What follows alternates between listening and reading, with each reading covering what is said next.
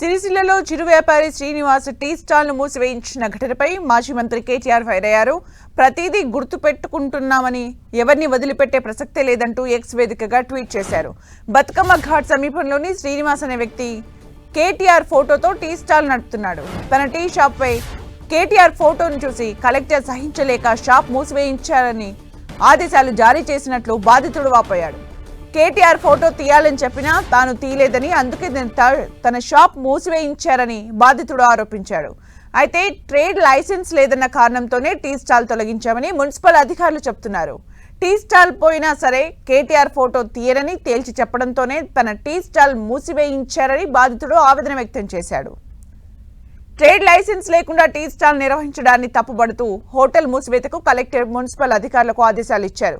Collector ఆదేశాలతో Srinivas tea stall ముందే municipal అధికారులు బైఠాయించారు. హోటల్ మూసివేసేదాకా అక్కడే ఉన్నారు.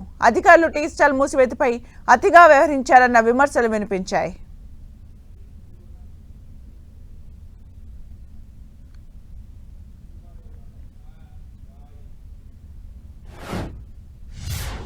ఇద్దరు వచ్చి మీ షాపులు బంద్ చేయాలి అన్నట్టు, షాప్ బంద్ చేయరు, మీకు అదే లైసెన్స్ కావాలన్నట, లైసెన్స్ లేదట, ఏ బంద్ చేయాలంటాడు అంతే.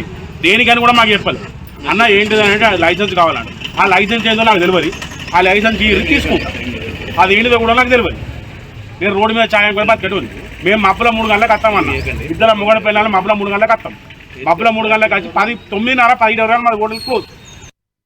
లైసెన్స్ మాకు ఏం చెప్పలేదు కరెక్ట్. చిరు వ్యాపారిని వచ్చి బంద్ చేయమని అంటున్నావు యాజ్ ఏ ఆఫీసర్ గా, ఎందుకు ఏం కథ అని చెప్పి వాడు అడిగితే ఏం సమాధానం చెప్తావు?